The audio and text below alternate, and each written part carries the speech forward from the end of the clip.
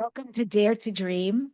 These are conversations at the edge of consciousness where science, spirit, and the unknown collide.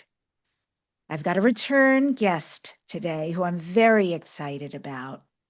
And I'm wondering, what if Lemuria was not just a lost civilization, but it was actually galactic experiment seeded by specific star systems and guarded by dragons, unicorns, and inner earth beings? Debbie Solaris is here to reveal the star origins of Lemuria, the true nature of elementals, and what timeline splitting really means right now for humanity. Stay with us for Debbie and Debbie because you're about to gain cosmic history, practical tools to connect with elemental allies, and clarity on the collective trauma shaping parallel realities in real time. And of course, if you want to learn more about her, you can go to debbiesolaris.com. And with that, I welcome my dear friend Debbie back to Dare to Dream. It's so wonderful to have you here again. Thank you for having me back, uh, Debbie. I'm sorry. It's just been a lot going on, but thank you for having me back, Debbie. It's amazing always to spend time with you. And you picked two of my most favorite topics, Lemuria and elementals. So I can talk all day about those. Oh, I am so excited even to get a sense from you of these very interesting connections and intersections. So I'm going to start with Lemuria, that you say was seeded by specific star systems. Which star civilizations were directly involved, and what was their original intention for Earth? That's a great question. And I think there's, a lot of stuff out on the internet that people just espouse things that are probably, just things they're grasping onto. But my understanding from the Akashic records is that there was two specific civilizations that were more the founder races of Lemuria, and that was the Arcturians and the Andromedans. And their intent, as far as creating this civilization, was to create a mother goddess consciousness reality on planet Earth. So it was always meant to be a mother goddess consciousness civilization. So it was not based on technology. It was not based on, uh, conquering other systems. It was more meant to be focused on spirituality and healing, which is what these two civilizations, these extraterrestrial civilizations, actually are experts at. So yes, they're both very technologically adept, but the whole purpose of this civilization was to explore expanding consciousness through dimensional travels. So these beings were in and out of dimensions. They created, it was the only fifth dimensional reality on planet Earth. So during the time of Lemuria. So Lemuria was actually founded 70,000 BC. So Earth is a lot older than people think. So a lot of historians will say like, oh well, yeah, Lemuria was around, maybe 4,000 BC. No, it wasn't. It was way, way older. It was way older than even the Sphinx or even the Egyptian pyramids.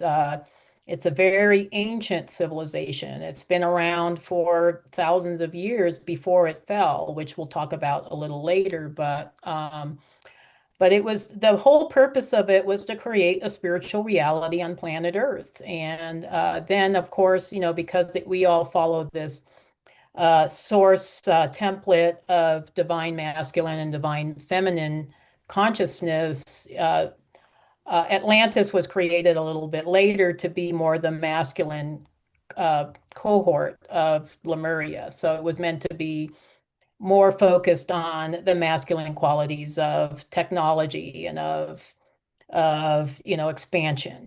So Lemuria is actually I am very much a Lemurian soul myself. I have past life memories of being in Lemuria.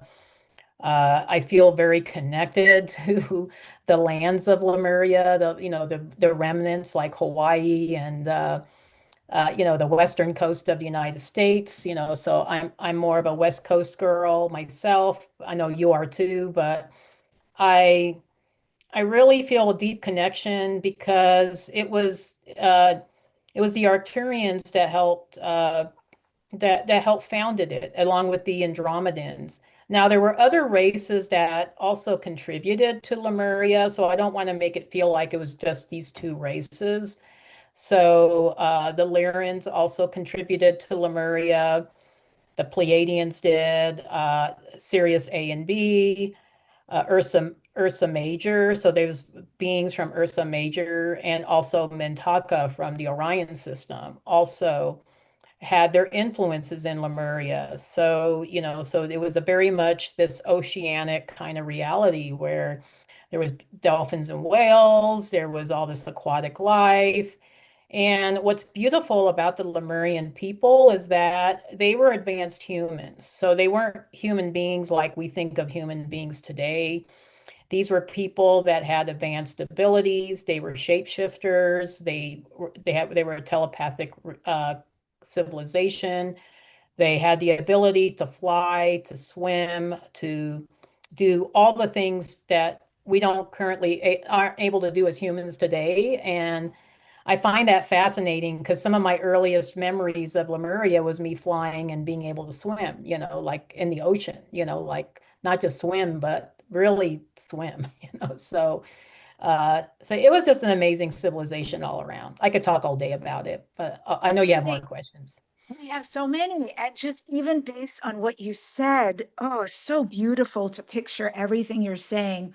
First of all, the idea that Lemuria was a divine feminine creation. Because in shamanism, we say that the earth is our goddess, our Mhm. mother, our divine mother.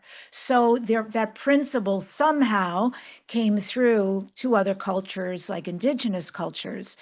And then when I hear you saying, Debbie, about telepathy, flying, swimming, advanced, way more advanced at 70,000, yeah, 70,000 BC than we are today, it reminds me of where we're headed back Mhm. again. So when we have these conversations about the beautiful children being born with all these gifts and the autistic telepathic children with all these gifts, that we seem to be slowly heading back to from whence we came, to being these very gifted people, albeit with a new choice of how Yeah. we're going to handle our culture, our civilization, and the planet itself. Yeah, absolutely. You mentioned elementals, and actually, Lemuria was chock filled with elementals. It was a reality where these advanced humans live side by side with elemental beings. That's the image I keep seeing in the Akashic records when I, tap into the records about Lemuria, was, this coexistence with elemental beings that actually originated from these other star systems that we talked about, the Lemuria, or I'm sorry, the Lyra or the Pleiades. Lyra had a lot of air elementals, which I think is really interesting. I also teach a course on elementals, so and we're going to be. That's one of my presentations actually at New Living Expo is the elemental kingdom. So it's a really cute presentation. I think people will love it. But getting into the elementals, like it's one of my favorite topics because these beings were amazing. They represented elements. So some elementals are multi-elemental. So that would be like dragons, for instance. Dragons are one of the few elementals that can shift elements. Not every elemental can do that. So And then can we you were give going us to an talk, example for the dragons? Because these are giant creatures. yeah, What they're can they giant creatures. shift into? So dragons came from Draco, but they weren't originally from Draco. They were originally from another universe. And dragons are more neutral in their polarity, so they can swing either light or dark. I wouldn't say they're evil. They just have their own agendas, so they do dragon things. They don't do anything according to what anybody expects of them. They just do their thing. But they were great teachers on planet Earth for millennia. So a lot of Earth civilizations feature dragons as a prominent part of their civilization. I mean, I can think of quite a few just off the bat. Chinese, Great Britain, uh, Irish, European, even Inca and Aztec. They have the bearded dragons or the bearded serpents. And then we also have Native American. They have their form of dragons. I mean, there's cultures all around the planet that revere dragons because they were considered to be great teachers. And certainly, I do believe there was quite a few dragons even in Lemuria, So, like I said, Lemuria was a space where it was not uncommon for humans to live by side with these elementals and also be visited quite often by extraterrestrial races that would often come to visit to share information. And so it was very common back then. There was no like, oh my gosh, we're getting, visited by ETs. It was very, very common. So they were very, very connected with extraterrestrial races. They were like their brothers or their cousins. When people hear Lemuria, they often imagine this very peaceful utopia. But for you, Debbie, from the Akashic records, was it truly harmonious, or were these hidden tensions or galactic politics that were involved? I would say, like a lot of civilizations, it started off that way. So it started off being, this utopia, this heaven on earth. And it was probably that way for quite a while. But just like with a lot of other civilizations, there were internal conflicts that occurred in Lemuria. I don't know if these were territorial or there was also quite a few natural disasters that occurred even before Lemuria fell. So this is why you hear accounts of these Lemurian beings going underground or, maybe creating civilizations, what we call inner earth civilizations, or there was also these accounts of Lemurians that were, maybe going, just traveling to other parts of the Pacific Rim and starting colonies in other locations, such as Southeast Asia, because there was the little seedlings of corruption that it wasn't to the extent of Atlantis. I would say Atlantis got way more corrupt, but there was internal conflicts even in Lemuria because we are indeed, dealing with human beings and humans are not perfect, so there was that going on. And I would say this started happening around I want to say about 50 to 52,000 BC was when we started seeing the inklings of unrest in Lemuria. Lemuria fell probably around 36,000 BC. So that was when it finally ended, where they went into war with Atlantis, which I think Atlantis totally instigated that war, and there's a whole story behind that. Uh, but there was already the inklings of unrest that led to their eventual demise, which is really, really sad because this was when Lemuria fell was when Earth plunged into the third dimension and we've been there ever since. So obviously, with a lot of us light workers, our goal is to get back to the fifth dimension, to bring in new Lemuria, which is, what we'll talk about, I guess, little later on. But yeah, I do believe that's what we're moving towards, like you were mentioning before. Interesting, interesting. And I know also it was a very crystalline environment, and crystals were very important to the Lemurians. Can you talk some about how crystals play a part in their life, in their work, and in their culture? Absolutely. A lot of us, I think I have, let me see where my crystal is. So I have a little crystal here. Maybe I can find it. It's my little Lemurian crystal. It's actually not that little, but so I have my little Lemurian seed crystal here. So Lemurians, their temples were built out of crystal, and they did live in this crystalline reality because that's what fifth dimension is. We become crystalline beings, which is a hard concept to wrap your mind around when you're thinking of us as carbon-based beings. You know, we live in these dense bodies, these dense realities. So, like I said, these were advanced humans. And they utilize crystals quite a bit, not just for amplification of frequency, which is certainly one of the things they did, but also for astral travel and as portals of sorts.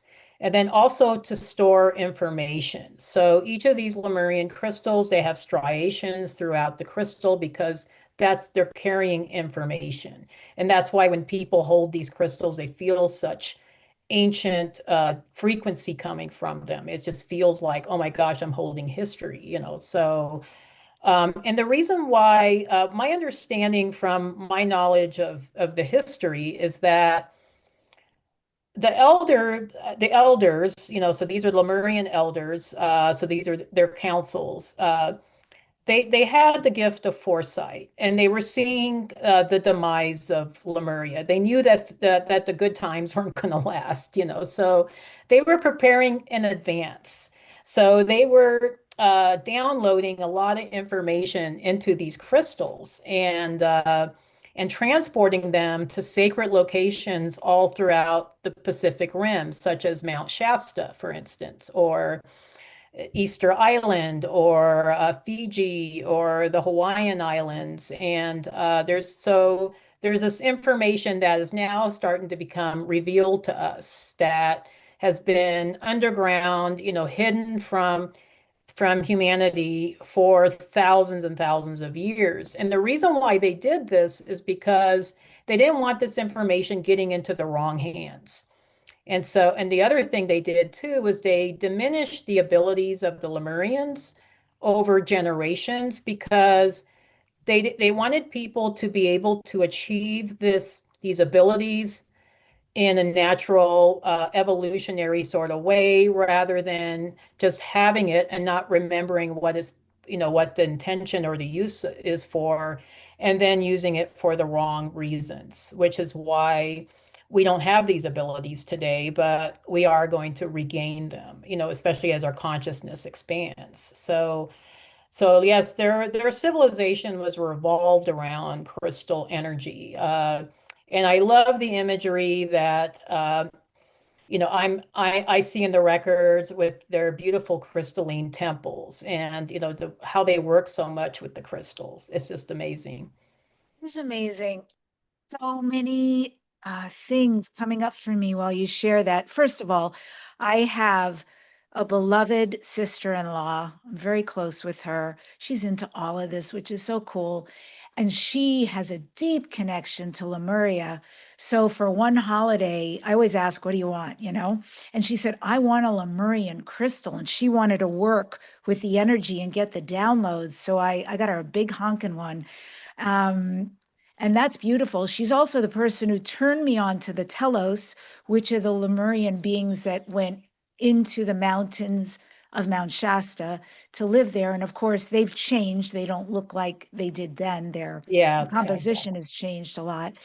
And a few things like one time I was doing this profound ayahuasca ceremony, and in it, there was actually a statue off in the distance, not the real thing, but an enormous replication of an Easter Island head. It meant nothing to me while I was sober. And as soon as I went on ayahuasca, this head was talking to me over and over again, saying, Wow. you are my wife. You are my wife. And it was this unbelievable yearning to reconnect with it.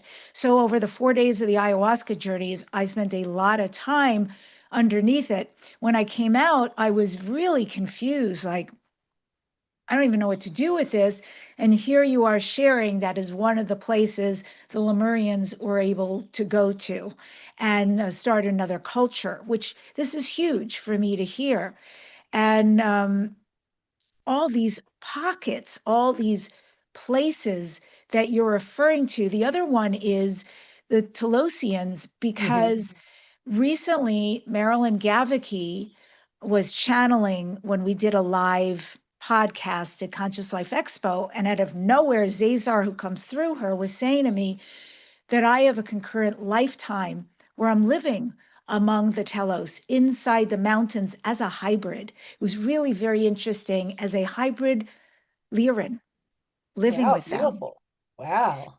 Yeah, and that was a whole new one. And even how they described it was kind of profound because I went to one of the retreats and they always have costume parties. It's so fun. And I got dressed up like a lion. It was the best feeling all night to dance like a lion. I teased my hair. It was huge. Oh, that sounds like fun. Yeah. Painted my face, the whole thing.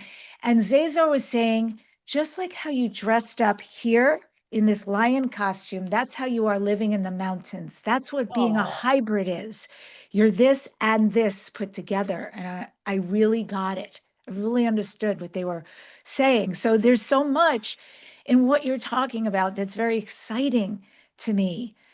oh, well, Um, I appreciate that because I love that the Lemurians were shapeshifters, so they were able to shift into dolphin form or bird form or maybe even a cat form, like you're saying, like a lion, so and they had abilities beyond what we even have. So this totally rings true for me, when you're talking about this. So how beautiful that Marilyn was able to channel that for you.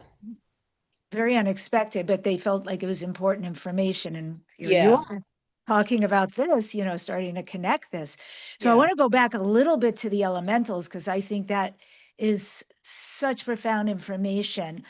Um, Gnomes, undines, sylphs, where did they actually originate in the galaxy?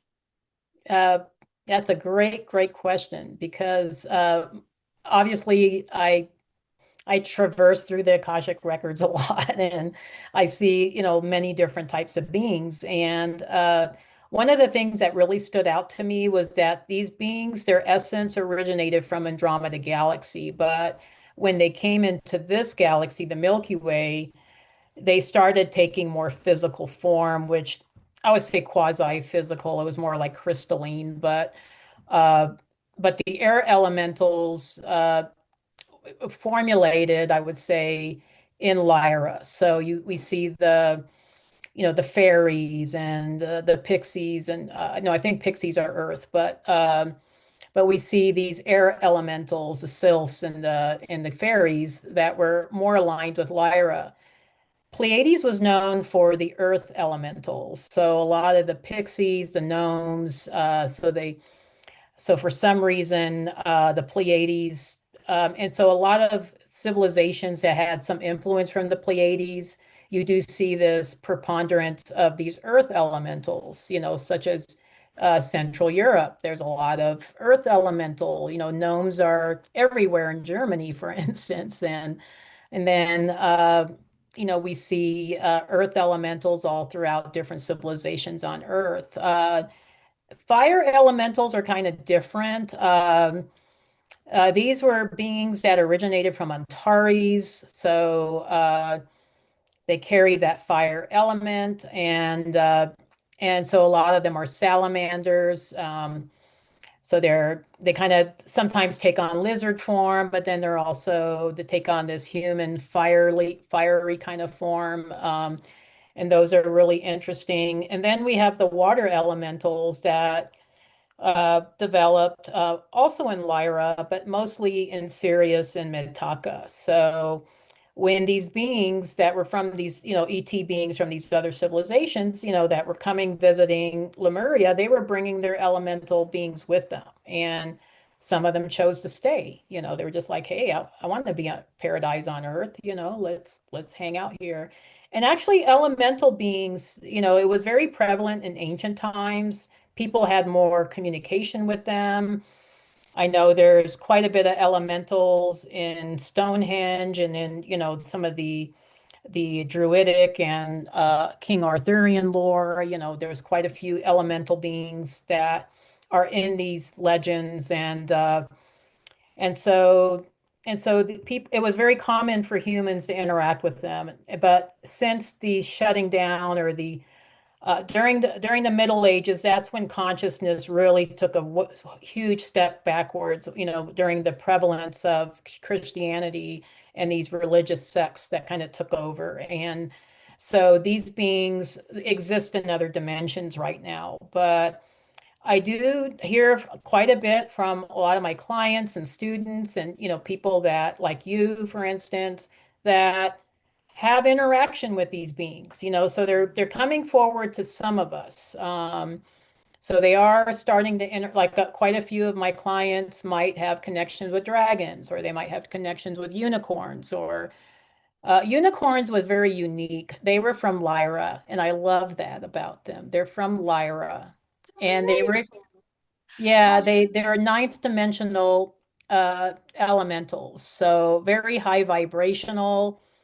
They're beautiful. They were developed to carry the Christ consciousness. So they came to planet Earth to bring in this love consciousness to the planet, but they were being hunted down, especially during early medieval times. So they had to go into hiding. And these are very shy beings. If you ever get visited by a unicorn, you're very blessed indeed, because they don't just come up to anybody. But I personally have never seen a unicorn. I pray and hope one day I will, because I love them. Um, but some of us are starting to see dragons. We're starting to interact with these various other elementals, and like I said, Lemuria had a lot of them. They were living amongst the people just like they did in Lyra and in the Pleiades. So yeah, they were a big phoenixes, part of Lemurian culture. phoenixes, are they also part of this? And do they come from a star Absolutely, yeah, system? yeah, they are. Phoenixes are very much Andromeda Galaxy. They are a fire elemental, Yeah, uh, makes so sense. unlike the unicorns and the dragons that are multi-elemental, as far as the elements they align with, they're very much a fire elemental, but they do align a lot with the Andromeda Galaxy energies. So they're here to bring great change. So Dragons, what role were they playing on Earth and in Earth civilizations? Were they guardians? Were they architects? Were they record keepers? that's a great question. I would say they're probably a little bit of all of that. They're amazing beings that they symbolize kind of the spiritual death and then the rebirth. So they're kind of an archetype of this rebirth into a better reality, which the phoenix is always being depicted as this bird that gets engulfed in flames, but then springs out of the flames, this massive, beautiful bird that, just it represents, the spiritual rebirth, which that is a theme that we see over and over again in human mythology and human religions. They talk about the sun god Ra being rebirthed. Horus was another god that was constantly being rebirthed. Mithras in the Sumerian cultures and Roman mythology, and then also Jesus. Jesus is also another representation of that. So they were the human phoenixes of the planet. Mhm. Amazing. Well, we have so much more to cover. This is going to be a very quick pause, my friends, so we can go a little bit deeper.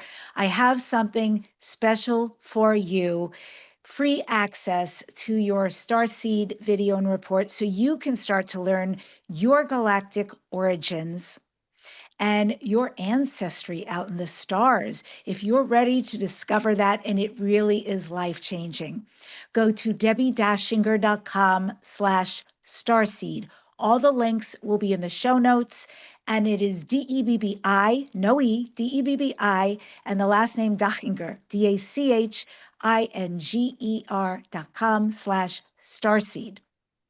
Debbie Solaris and I will be speaking at the New Living Expo in April in San Rafael, California. Join us. Come see us speak live, spend time with us, connect with your community. There's going to be vendors, there's going to be music, lots of presentations and panels. You can get your tickets at newlivingexpo.com. And finally, if this conversation means something to you, hype this video, it helps. Your support by subscribing, liking, commenting, and I read all the comments, helps Debbie and I to reach way more star seeds and light workers around the globe. And we want to feel supported by you, our community, as well. So once you watch this, or take a moment while you're watching this, hype it on YouTube, like it, comment. Really means a lot to me. Please do it. And thank you in advance. Okay, heading back to Debbie Solaris. You mentioned a little bit earlier, Debbie, about portals and inner earth beings. I don't know if you knew how obsessed I am with this subject, but I've been researching it at least a year and a half, 2 years. And it's been a mind-blowing journey of research of all of what exists beneath our feet.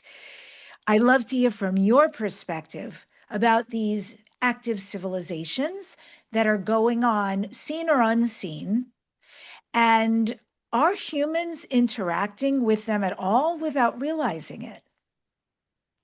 I do think there's some humans that maybe have an ancestral connection with these beings, and that they do have encounters with Telosians or with Agarthians or some of these other inner Earth civilizations.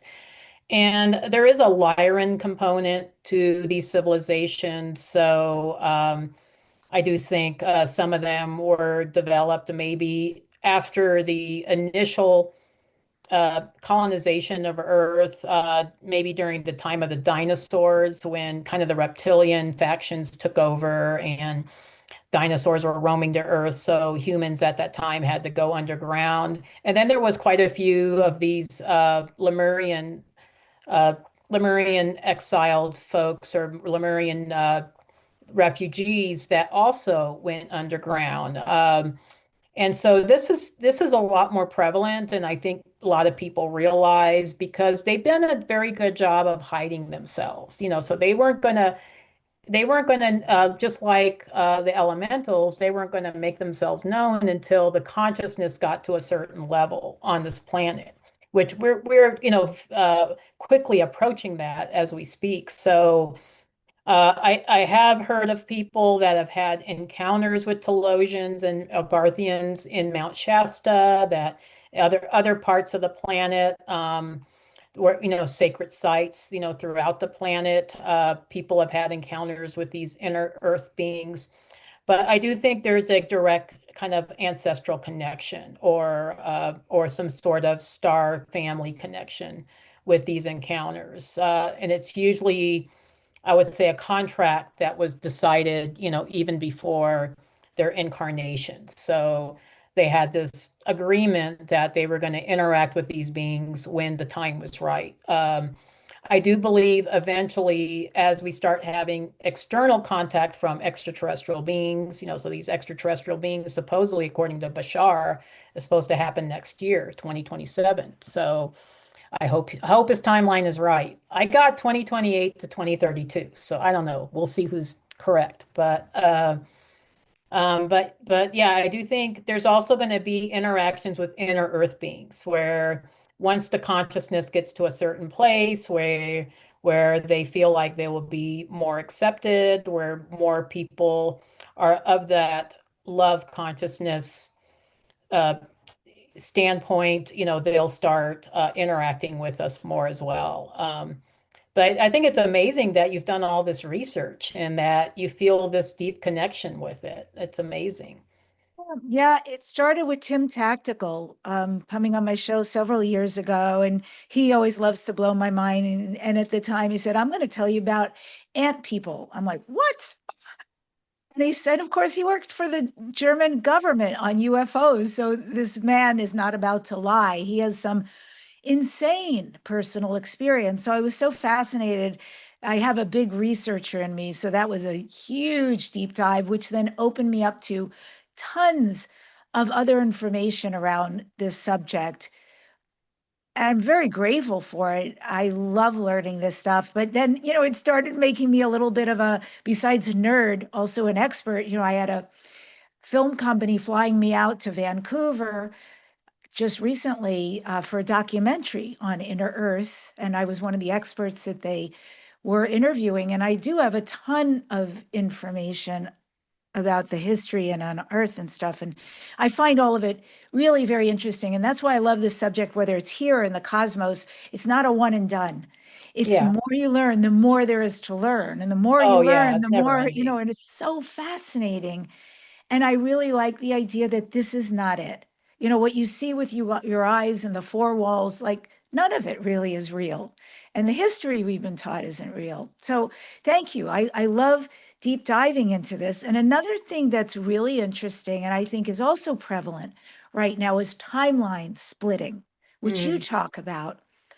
From your galactic perspective, Debbie, what is actually happening when collective trauma creates parallel narratives? Or I want to add to that mix, many of us are healing massively and learning massively, which I think also collectively can change the timeline. So, talk about that, about what's happening. Oh, yeah, that's another favorite topic of mine, timeline bifurcation. Yes, a timeline bifurcation. So, a lot of people think it's more of a physical split. It really isn't. It's more of an energetic split. So, when I talk about timelines converging into each other, so we live in this multi-universe or multi-dimensional reality.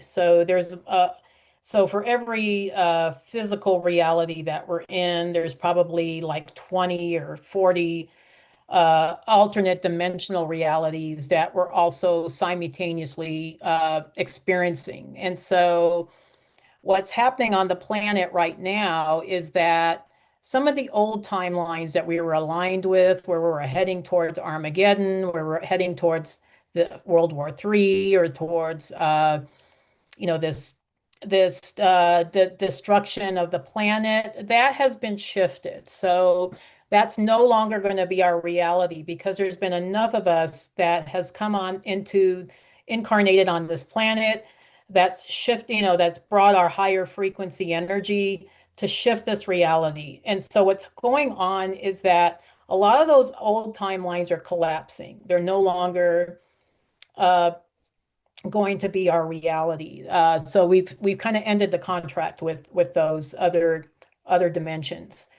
But what we're seeing physically in this reality is that there's a lot of like these changes that are going on in our reality that seems a little strange. Like I talk about Mandela effects. Like there's a lot of Mandela effects coming into play right now. Like stuff that used to exist, I would say 10, 20 years ago, doesn't exist anymore, or it's completely changed. I mean, it could be anything. It could be lines in the movies, like so actor lines, have changed, movies have changed, the cultural logos and symbols have changed. Even political events or cultural events have changed completely, and this is because things have shifted in our reality. So we're now in a higher timeline where we are going to see the golden age. But with every change, there's always this kind of unrest. There's a lot of chaos that might occur with that, which I think people are seeing right now. So it may look like, oh yeah, things are going to hell in a handbasket. There's, United States invading Colombia. There's United States going into Iran. Who knows? I mean, it's this, so there's all this unrest. But I do believe this is leading to better things, so it may not seem like it, may seem, it's almost like you have to take the bigger picture of what's happening and not get sucked into the drama of it, because that's real easy to do, especially when you're seeing this stuff on mainstream news all the time. Uh, but it's these dark forces that are pulling out all stops, so they're just like, we want to keep things under the old order. We want to keep things under our control. So they're just pulling out all stops, but we've already won the war. We won this. It's a spiritual war, and we've won it. And things are going to happen the way they happen. But this is one of my favorite topics because I think what a lot of us personally are feeling is that we're not on the same timeline anymore. Some of us have experienced what we call ascension symptoms, so we might feel extra tired or have these flu-like symptoms because we are shifting in and out of these different dimensions quite a bit. But what we're seeing more and more, I think individually for a lot of us, is that situations, people, things that we were uh, previously aligned with, we're no longer aligning with. And so people will drop out of our lives. We might find that, hey, I'm going to pick up and move, or I'm going to change my career, or even I would say physical reality doesn't look the same. I do notice that the sun no longer shines yellow; it shines white. It was something that my husband and I realized that, wow, the sun doesn't even look the same. And details of leaves and trees are a lot sharper. Some of us are starting to see auras around things. We see colors more brilliantly. I noticed the sky here in Colorado looks a lot bluer than it used to for decades. And the greens look more green. So a lot of us are experiencing these changes, and we're not making it up. It's real. It's this timeline bifurcation. So what I see is that it's not going to be like a physical shift, like we're going to have two different planets, but more like an energetic or dimensional shift where those of us that are aligning more with the fourth and fifth dimension, those are the realities that we're mostly going to be residing in. And then the rest of the folks that are still choosing to be part of the 3D reality will be in 3D. 3D will eventually, I would say, I think that's why we're also seeing a lot of attrition of souls right now. So a lot of souls are choosing to check out because they don't want to be part of the shift, or maybe they're choosing to be part of another reality. But we're seeing a lot of celebrities, particularly that are choosing to leave. A lot of deaths, even amongst our families. There's I just lost my cousin not long ago, and she was a big part of my life. But for whatever reason, she chose to move on. But the rest of us, we're here for the long haul, so we're going to see it to the end. Yes, yes, there's so much validity in what you're saying. I have really noticed how many people are choosing to leave the planet right now. It's amazing. And I It's agree, crazy. It's they have crazy. a different choice, commitment, soul commitment. They have other things to do. God bless. And we're still here. I guess we're going to see this sucker through. It's amazing what you're saying. And the Mandela effect, it's a fantastic theory and interesting to know about, but I've experienced it now twice myself, once over a blood test, a health related thing, and then again with a chain text. And it was impossible what happened, but I had just a routine blood test, like once a year blood test, very pedestrian. And I decided to look at the results online, and I'm, going through, yes, yes, yes, fine, fine, fine, fine. And all of a sudden I see something in red, which makes no sense, about Candida albicans. And I'm like, first of all, why would my doctor check me for Candida albicans? I have no symptoms. That makes no sense. But it showed like extremely alarming numbers and in red. And I'm like, whoa, this makes no sense in my reality, in my body, with what I eat. But I know that that is very important to take care of immediately. So I'm on the phone with my doctor, and they don't know why I got tested, and I'm looking at the results. I even called Quest Labs to say, this happened, I need you to check. So it took a day, it left. It even left on my end. That was so Wow. weird. Wow. And I How also, bizarre is that? Wow. how bizarre. And I also don't know if somebody else's reality or blood tests bled into mine and then went away. And then literally a week later, same thing. There was a chain text. I was on it and something was definitely being said. And I wanted to address it. And I went back in, couldn't find it. Didn't Hmm. exist, completely gone. I was like, Wow. damn, this is so cool how this happened. This So is my this, Mandela effect story, and I yeah, think some people will be able to relate to this. So I'm an 80s baby through and through. I love all culture, music, all about the 80s. And there was this comedian that was very big in the 80s. His name was Sinbad, and he he was super funny. And I remember in the 80s watching this movie called Shazam, which where Sinbad played this genie. So he played a genie.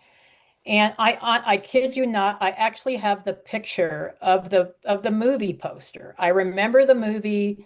I remember it happening. I remember watching it. And I even have a physical picture of the actual movie poster where he played this role. And now, if you ask Sinbad about that movie, he claims he never created a movie named Shazam, never played a genie. He doesn't know anything about it, which is really, really bizarre. And I'm like thinking, okay, I know I watched that movie. And it wasn't just me. There was a lot of people out there that, I yeah. remember the poster and what it Yeah, the looks like, what poster. he looks Yeah. like. It's a big genie coming out, but it has his face and a Yeah, it has little his face on it. Yeah. And he claims he's never made a movie, he never played a genie.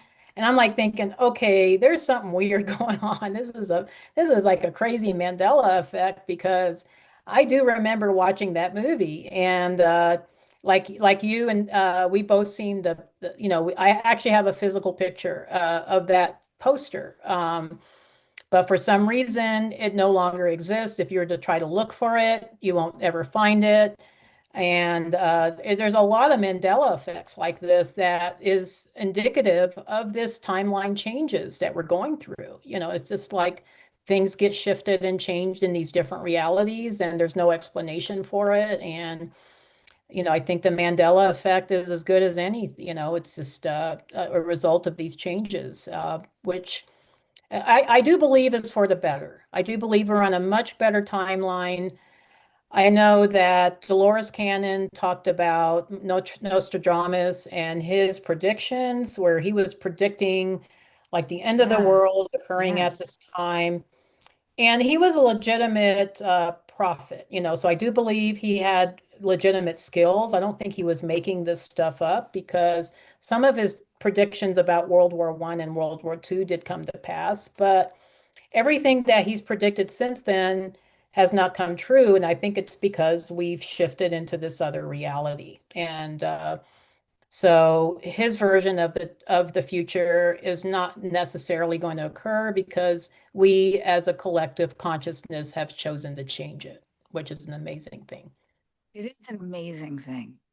Yeah. I want to get these questions in here at the end because we brought them up in the beginning. And you mentioned Lemuria and its fall. Mm. And I want to talk a little bit about that. And then I want to go into New Lemuria. So Yeah. share about what don't we know about what actually happened to the people, to their civilization. And you said that was around 3600, Yeah, 36,000 1000 BC. BC. Yeah. So that was, yeah, it was very tragic.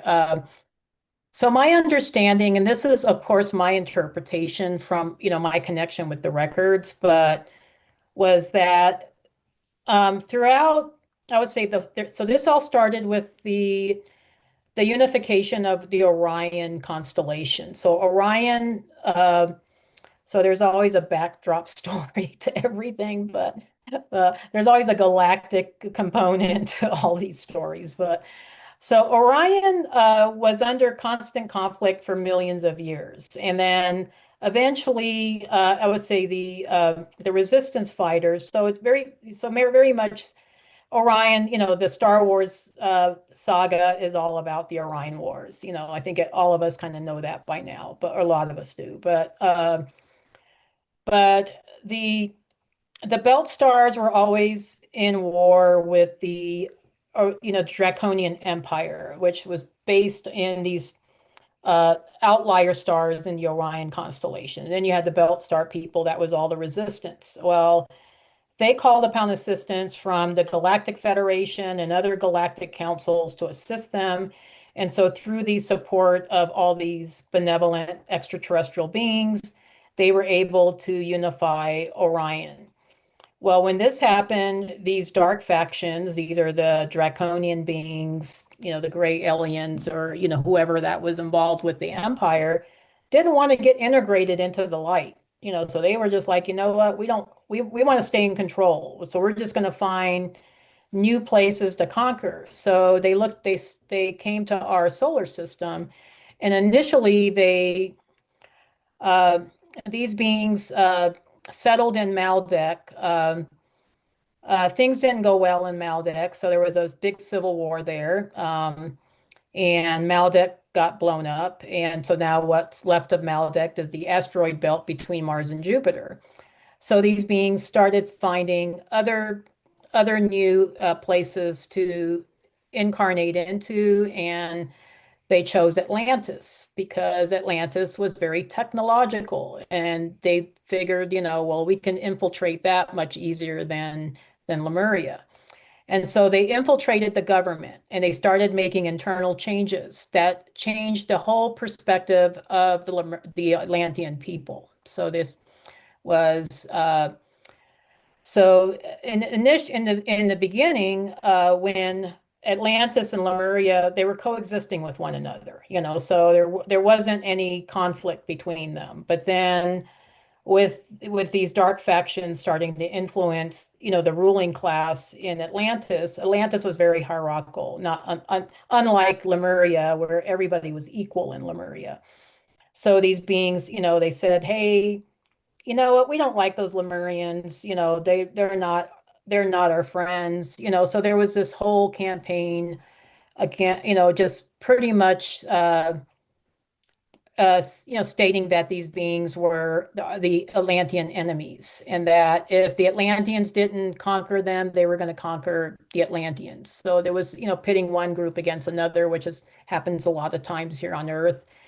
And so they went to war with the Lemurians, and although the Lemurians were very advanced spiritually, they didn't have the technology to be able to withstand, this advanced Atlantean ships, the Atlantean starships, their physical ships.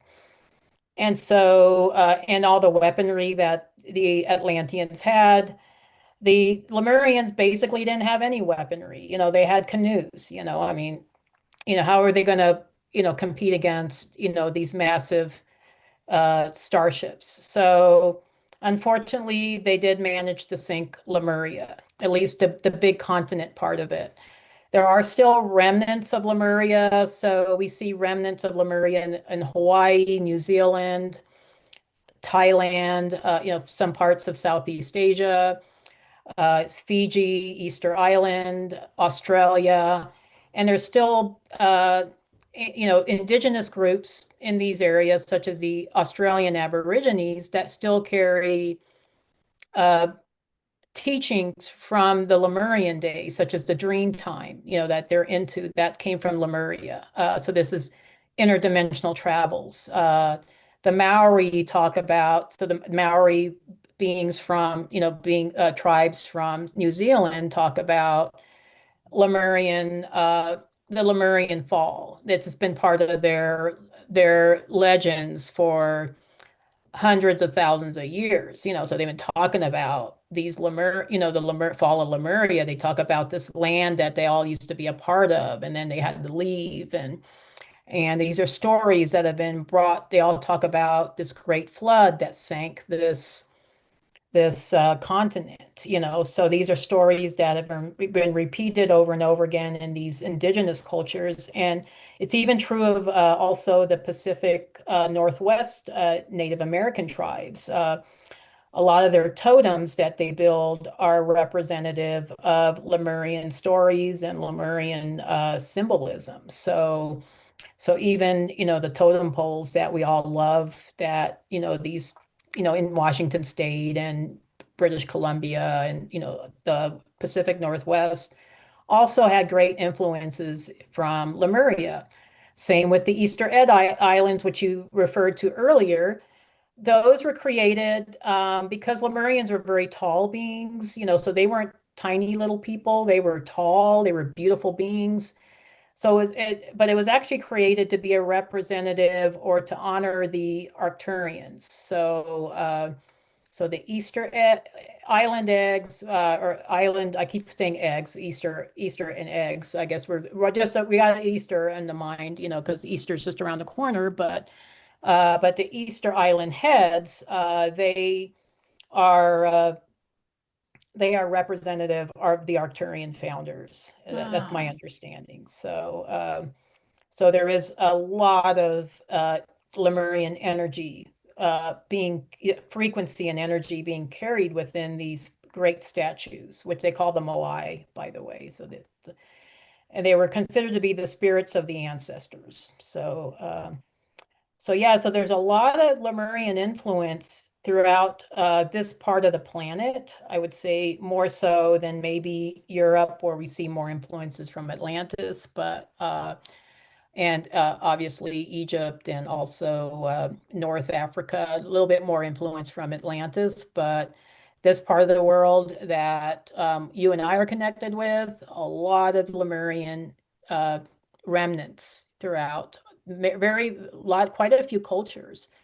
Even the Thailand temples were representative of the temples in Lemuria. So I don't know if you've ever been to Thailand, but the temples are amazing. They're beautiful. They're otherworldly looking. And yeah, because they were influenced by Lemuria. Yeah, so a lot of beautiful things we can look at and connect with. And you never disappoint. You I just know, yeah, always it's like, deliver. I yeah, mean, I know. I've done my own research in Lemuria, and when I was, finding this out about, because I spent time in Thailand when I was in the military. I spent like a whole month there, and I felt this deep connection with the temples there, and I couldn't figure out why. Like because I wasn't raised Buddhist or anything, but now I know why, and it's like, wow, okay. Now I know why this was so important to me, to be there, and so I think a lot of us, when we visit Hawaii, for instance, amazing energies in Hawaii. I mean, it's just, yeah, amazing energies there. Amazing energies in Mount Shasta, so we're bringing this back. So you mentioned New Lemuria. Did you have a specific question about that, or? curious how it relates to us right now, how that will be cropping up, how that will influence us, what we can look forward to seeing or experiencing, or maybe reactivated inside of ourselves. I do think it's more of it starts all internally first. I do agree with you there that it is more of an internal shift where we start remembering our connections to Lemuria. We start having past life memories of our time there. And then we start desiring to bring that back, is that we want to create heaven on earth again. And we want to create that fifth dimensional reality. And so it starts with a thought, it starts with a desire to have that, and then we start manifesting that into our reality, which I think a lot of us are currently doing. There's a lot of retreats in these sacred areas. We talked about even, New Living Expo. I do think that's in the Lemurian realm, or close to it. And there's lots of retreats in Hawaii and in Mount Shasta and different parts of the Lemurian realm. I know a lot of people like to do retreats in Bali. So there is uh, this great interest in amongst many of us to not only learn more about the Lemurian culture, but also to bring that back, to bring back that divine feminine energy that's been missing from this planet for millennia. And it's time, girl. It's time. Yeah, we need to bring it back. Thank you for So, bringing that back up. That's like such a perfect ending and way to come full circle. And definitely with the Peruvians living high up in the Andes who speak Quechua, they have talked about the Pachacuti forever, which means a time of change, and that we are living in a Pachacuti right now. And one of the great changes is once again the rise of the divine feminine, where there will finally be the balance, the peace, the equality, and the woman again having the voice and the leadership. So I am all about it. I appreciate so much everything you shared today. And Debbie, where can people find you? What's next for you? And where are all the links where we can connect with you? uh, I would say the best way to connect with me is my website, which you mentioned earlier, but I'll mention it again. It's debbiesolaris.com. That's Debbie with an IE, not just an I. It's like Debbie, but it is DEBBIESOLARIS. And you can see the events. So I do have an events page. So you can see the events I'll be physically at. Debbie mentioned You Living Expo. That's our next hurrah after the Mystery School at Sea cruise. And then I will be actually visiting two Lemurian-based areas this summer. So the first one is Kona, Hawaii. So I'll be there right after the New Living Expo. So I'll be there for the Journey to Truth retreat there. And then I'm also going to Mount Shasta in July for the Calling, which is the Angelic reunion. So that's with Jonathan Shalomar's group. And so I'm going to be doing my own Lemurian reactivation in these areas. And then as far as trainings, I am offering an advanced Akashic course, but that is only offered to people that graduated my Galactic Akashic course. The Galactic Akashic reading course will be offered again in August. So if you're interested, do sign up on my website. So lots of good things happening this year. She's the best. She's the best of the best. Well, folks, I end today's show with this reminder. Lemuria was never just a memory of the past, it was a blueprint of harmony between star beings, elementals, and humanity. When we remember all of our roots, including galactic and elemental and Earth, we do not escape Earth. We become conscious stewards of it. Keep joining me every week. Make sure to subscribe because in the next coming weeks on the podcast, I am speaking with Heather Lynn, PhD, who's going to be talking about the Anunnaki. And also, David Palmer is going to be on the show. He's an astrological genius, and we're going to be talking about the astrology of you, Earth, and right now for the curious. This has been Dare to Dream for souls who are longing to connect with extraterrestrial life, higher dimensions, and ancient shamanic wisdom. Be sure to subscribe and thank you for joining.